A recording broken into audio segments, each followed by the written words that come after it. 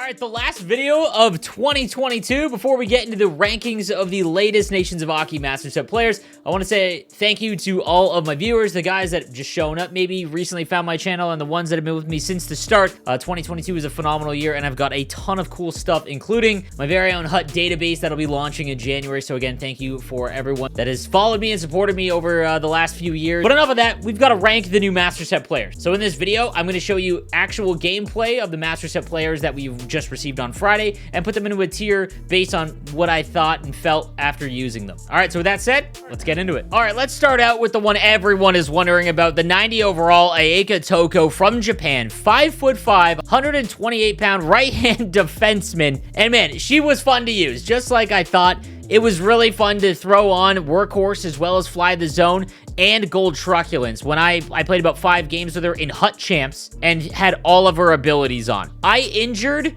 Jay Beagle and Zabinajad. So that just goes to show how insane Truculence is. It is confirmed easily one of the best abilities in the game, and for good reason. Now, that being said, there is a point at which size does come into play, because while she had Truculence on and I was able to just absolutely crush guys, there was times where I would bump people in the defensive zone, which is really where you want Truculence to kind of activate, and they might stumble a little bit, but they would never fall down. Even when I got a few steps to try and get a hit off, a lot of the players would just go down to one knee or kind of stumble back a bit. It wasn't the kind of crazy stumbles that you would get where you knock people off the puck and they really have no shot at getting it back. So there were times where I was kind of stunned at that. So clearly, Truculence is not a fix-all for small players, but it definitely made her usable. In terms of skating and shooting, it was super hard for her to get hit with elite edges because she was so small. Like, I had people trying to run at me, bump me off the puck, and I was able to just hold and turn and make a lot of cuts at the blue line and walk in and snipe far side with her a few times as well.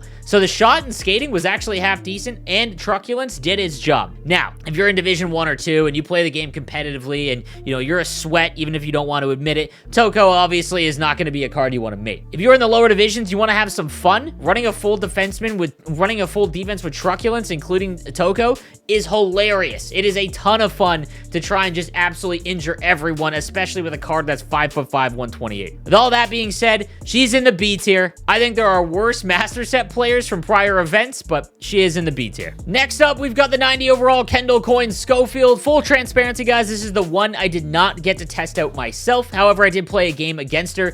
5'5", 126, so essentially the same build as Ayeka Toco, but her abilities are brutal.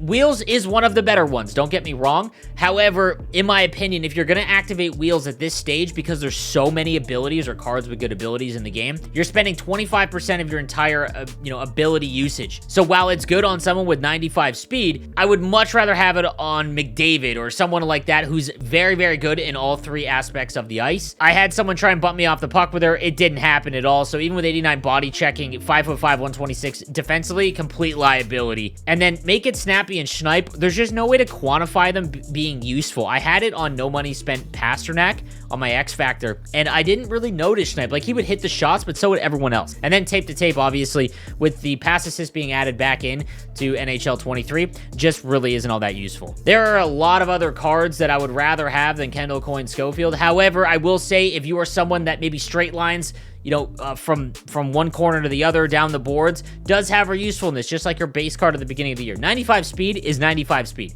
I really wish she would have gotten skating synergies to boost it up even higher, which might have made it a little bit more useful in the competitive aspect. But all that being said, she's in the B tier. I would much rather have Toco, though. Next up, we've got the 90 overall Nico Easter from Switzerland, 6'1", 175 centerman. He's got Thief as well as Booming Shot and Gladiator and Protector. I ran Thief and Gladiator. Played a couple games with him in HUT champs, and I played him on the wing. You can play him at center, so that gives a little bit more lineup flexibility with 88 on the draw. I just think there's, like, for centerman, there was better options, and I think with elite edges, it made him a little bit more useful on the wing. Big tipper, you guys know that I love that. I wasn't able to get any good tip shots with him, though. Like, I had some set up, and it just did not work well. Not really sure why, but just did not land home. Now, skating, 91 speed, 91 acceleration. He felt faster than that. I'll be honest, he did feel faster, and with elite edges, I was able to make a lot of cuts and things like that. And his shot, I was able to score a nice goal far side. Like, he felt really, really good. However, here's the issue. He got bumped off the puck by everybody. It didn't matter if it was someone with truculence, without, smaller player, bigger player. Anytime that someone got close to me, I could not hold on to the puck in the offensive zone. He just got bumped, and he got the stumble animation. So not like the small one where you can keep possession. He would legit just fall down and lose it. So it reminds me a lot of the Vrana card. There are a lot better options here if you are looking to build a master set player. I do think that the fact he can play center gives you a little bit more lineup flexibility, and that's very important, so it's better than having just someone at wing.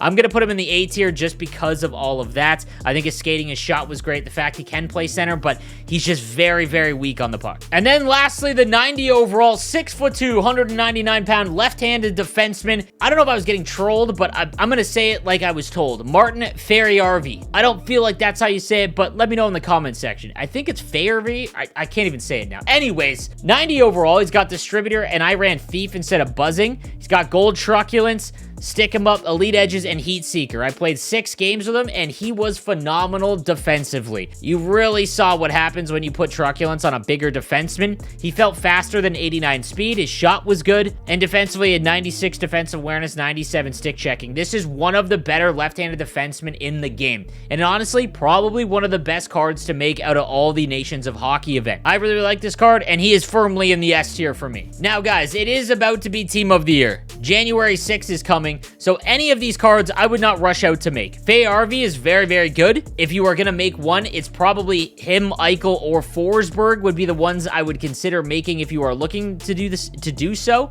However, because Team of the Year is coming, I would save all of your resources for that. And don't forget, if you're new to the game, maybe in NHL 23, they leave all of the sets to make all prior master sets in the game. So if you want to come back in, a week after Team of the Year and try and make Ferriarvi or Forsberg or Eichel or whoever, you can go do that at the same cost. There's not an increased cost for not getting him during that week, so you're not missing out. I would just hold everything and wait until Team of the Year is over. So guys, as always, I hope you enjoyed the content. Give the video a like if you did enjoy it, and I'll see you guys next year. Thank you guys for watching. I'll see you next time.